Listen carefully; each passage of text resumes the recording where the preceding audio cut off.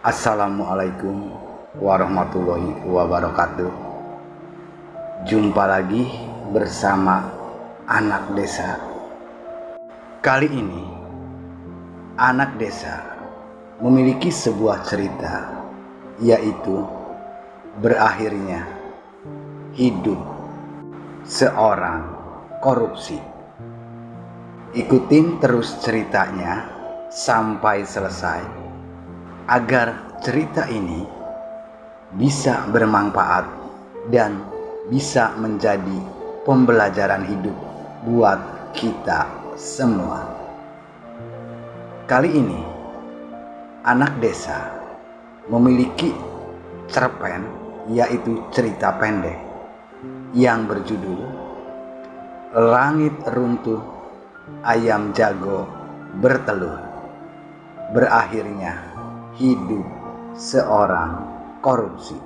Sebelum ke ceritanya, alangkah lebih baiknya Anak Desa bantu di subscribe agar sahabat Anak Desa bisa mengikuti cerpen Anak Desa yang lainnya. Kita langsung aja ke ceritanya. Selamat mendengarkan.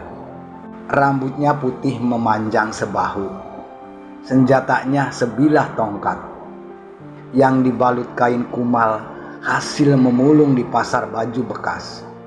Ujung tongkatnya selalu diketuk-ketuk ke permukaan tanah, baik ketika berjalan maupun ketika diam di tempat, hingga menimbulkan suara perih menyayat. Laki-laki tua itu bertubuh pendek tapi tanpa kokoh. Itu sering terlihat berjalan di sekitar Masjid Agung yang berdekatan dengan alun-alun kota Praja. Aku sering melihatnya berjalan sembari bergumam tidak jelas. Bunyinya mirip dengungan gerombolan lembah. Isunya yang beredar, beberapa orang yang pernah mendengar gumamnya, sambar geledeg, kapokmu kapan? Kalimat itu sering diulang-ulang oleh Pak Tua tersebut. Keberadaan Pak Tua ini tidak tertentu, sering berpindah-pindah. Hidupnya nomenden. Di saat tertentu aku melihat ia sedang meringkuk di bawah payungan pohon beringin, sedang mengudap makanan. Sesekali menunjukkan kemahiran memainkan tongkatnya di depan kantor Dewan Kota Praja, mirip pendekar tongkat di dunia persilatan. Gumamnya mengikuti selalu sambar geledeg, kapokmu kapan? Sampai suatu ketika ia bergumam di hadapan beberapa orang yang berkerumunan, waspadalah, langit akan runtuh, ayam jago akan bertelur. Kalau bicara hati Pak Tua, pakai akalmu, omel seseorang di antara kerumunan itu.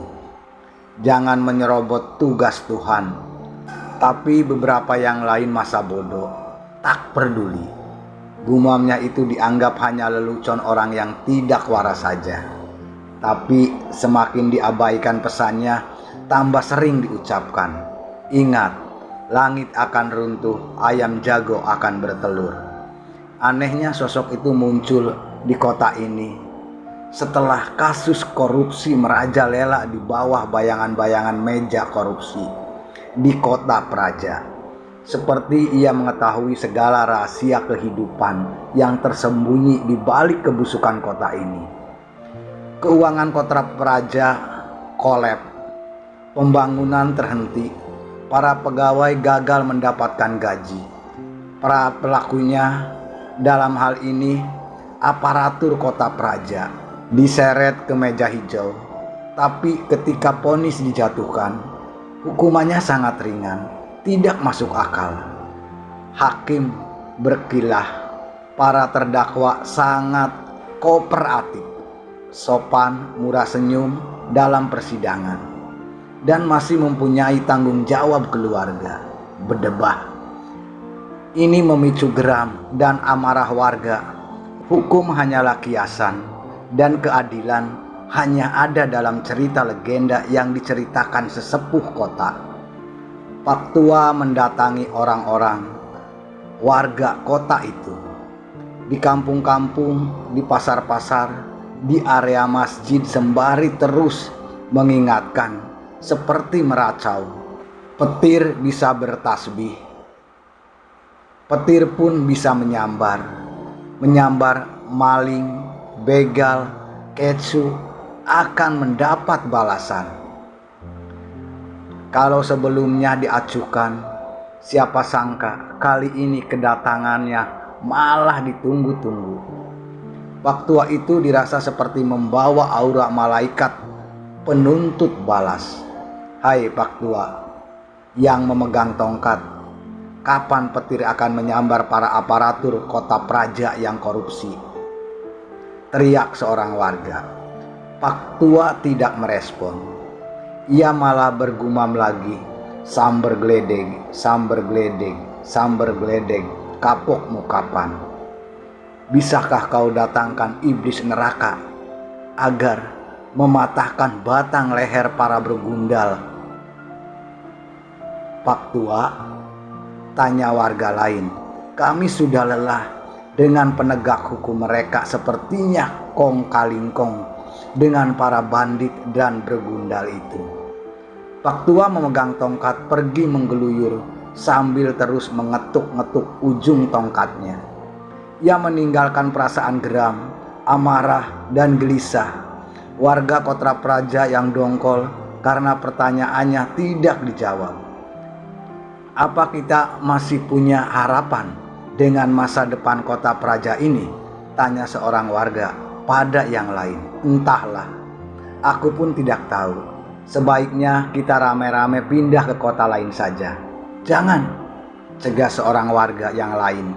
Kita tetap bertahan sambil mencari jalan keluar agar kota kita menjadi tempat yang nyaman bagi semua orang, kembali menjadi kota tanpa kejahatan.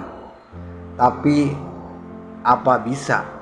Tanya seorang warga yang sudah putus asa, sepertinya muskil. Yakinlah, Tuhan akan menolong hamba-hambanya yang memperjuangkan kebaikan dan memperjuangkan kebenaran. Kita sudah hukul yakin, tapi kenyataannya Tuhan belum menurunkan hukuman bagi para bandit di kota ini. Seru warga setengah berteriak saking frustasinya.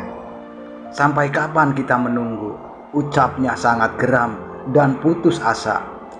Tiba-tiba Pak Tua pemegang tongkat muncul lagi dan bergumam, petir bisa bertasbih, petir akan menyambar maling, bandit, kecu, begal akan mendapat balasannya.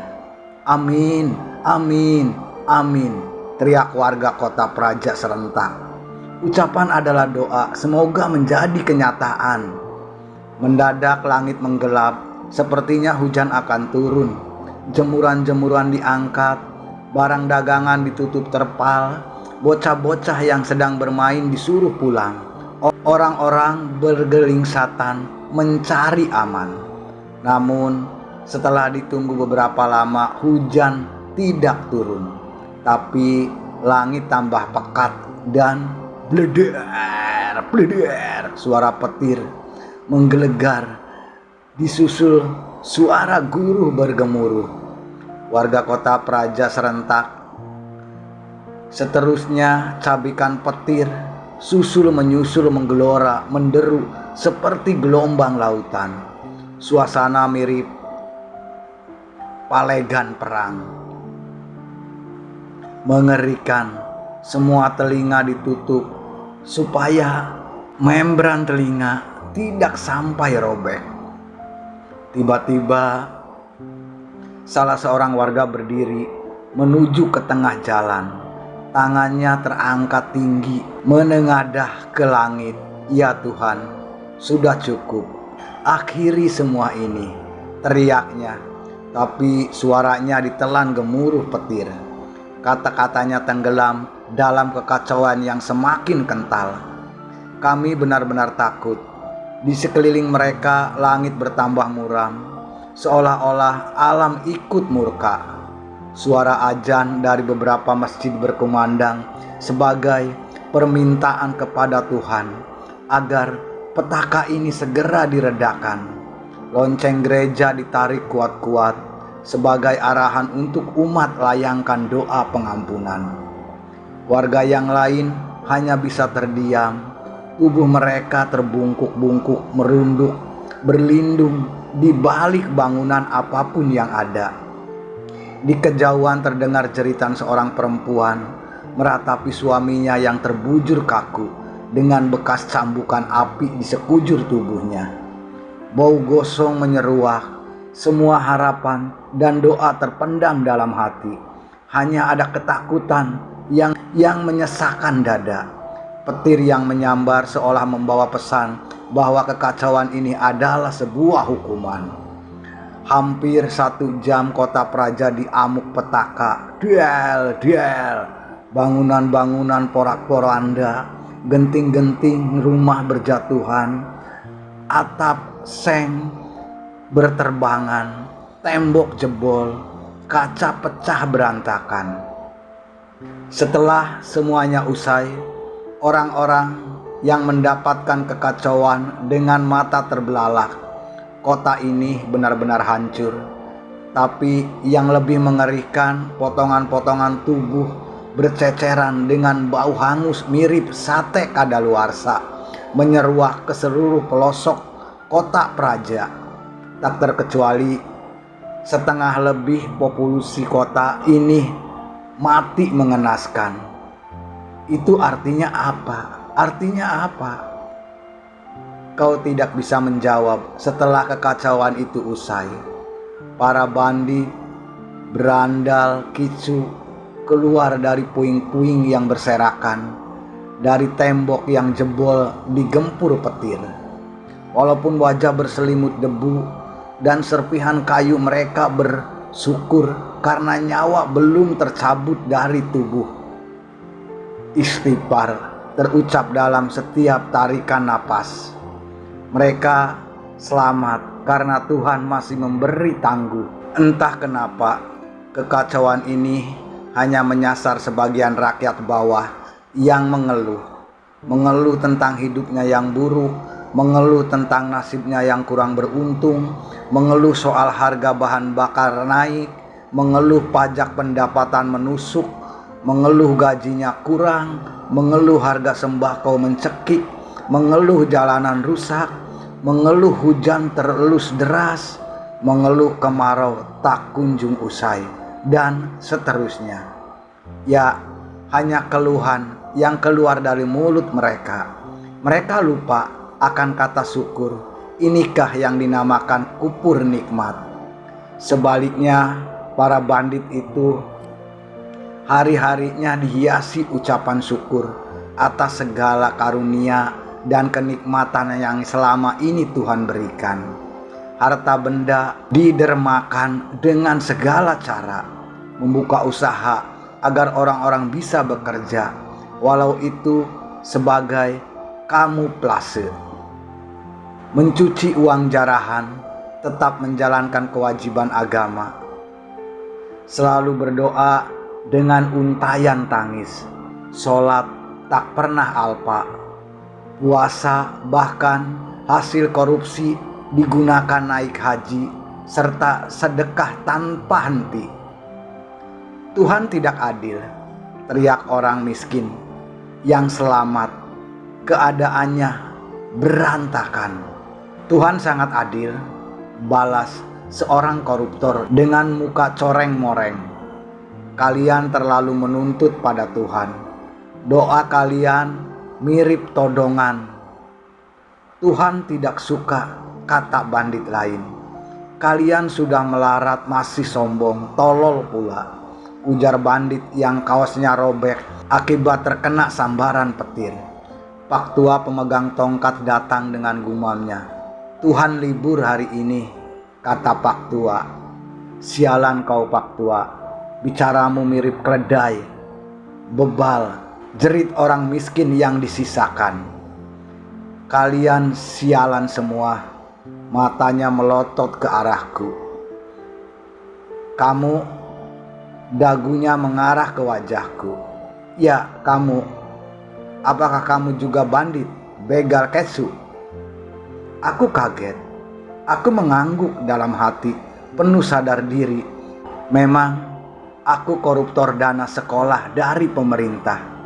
Kedatanganku ke kota sekedar pelesiran sambil foto-foto dan sambil poya-poya bersama istri untuk menghabiskan uang hasil korupsi.